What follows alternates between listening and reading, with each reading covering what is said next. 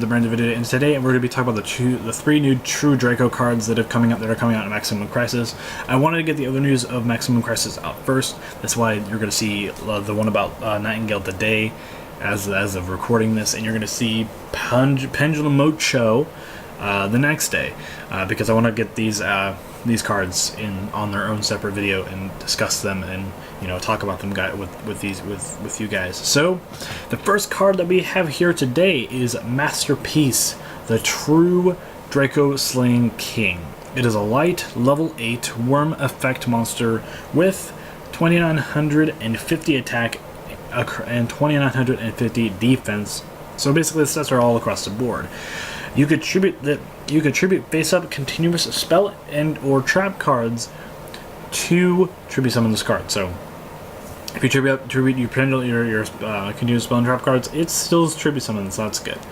The first effect is unaffected by the effects of cards with the same card type, monster, spell, or trap as the ones that you tributed for this card. So if you tribute a monster, unaffected by monster effects. If you tributed a trap card alongside it, it is unaffected by trap cards. So that's actually a really decent effect, I think.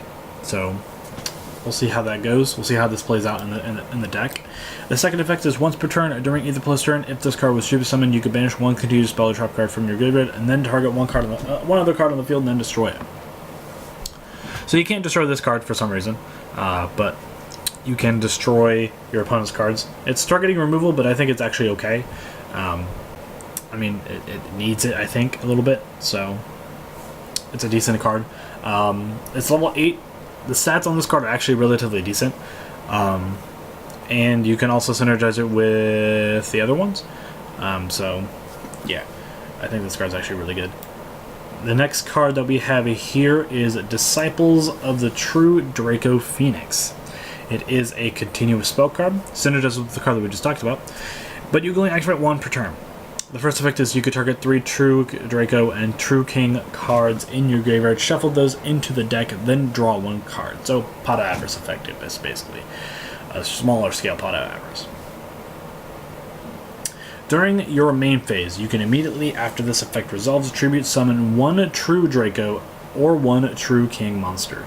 So basically you could target 3 cards, shuffle them back, and then immediately after this effect resolves, tribute summon. You can summon the guy that we talked about above, making it unaffected by spell cards, and having a 2500, 2900, almost a 3000 attacker monster on the board, which is really good. So yeah. And the third effect is if this card is sent to the spell and from the spell and trap card zone to the graveyard, you can target 1 spell and trap card on the field, then destroy it. That has a lot of uses. So, after you use the first effect and the second effect, you could pop one of your opponent's spell and trap cards. That's really good.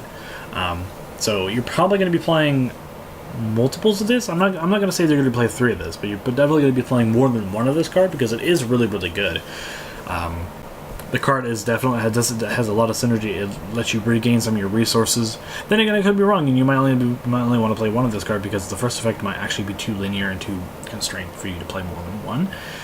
But I think after you play this card, I think you're probably going to win the game because you're summoning a 2900 attack point monster that can't be destroyed by your opponent's spells. So that's pretty good. And it has the potential that after it dies by the tribute summon, you get to pop another spell and trap card, so that's really good. And the last card is a trap card, and is a continuous trap card. It is called the Apocalypse of the True Dracos, and the OCGs can be called the Book of Revelations or John's Apocalypse, which would be actually kind of an interesting name, but it wouldn't be searchable. Continuous trap card, like I said, you can only use each effect once per turn, and you cannot activate the first and second effect during the same chain. So you can't say, "Oh, I'm activating the second effect during the chain link and chain link 2." Doesn't work.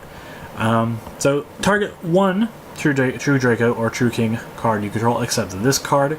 Destroy that card, and if you do, have the attack and defense of all monsters your opponent controls.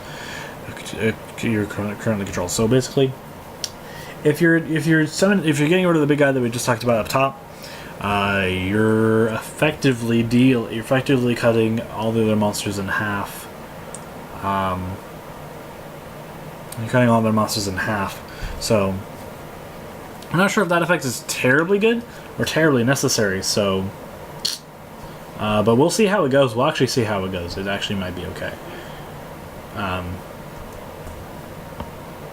The second effect is during your opponent's main phase, you can immediately after this effect resolves, do the same thing that the spell card does.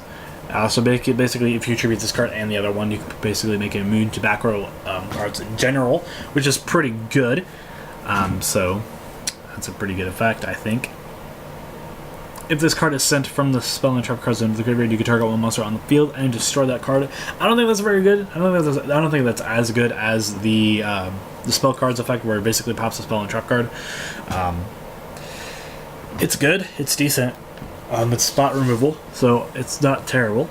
So I think it actually has a lot of potential to be decently good. So anyway, guys, tell me what you guys think about these cards in the comment section down below. I will see you in the next video. This has been Team Metamosa, and I'll be sending out.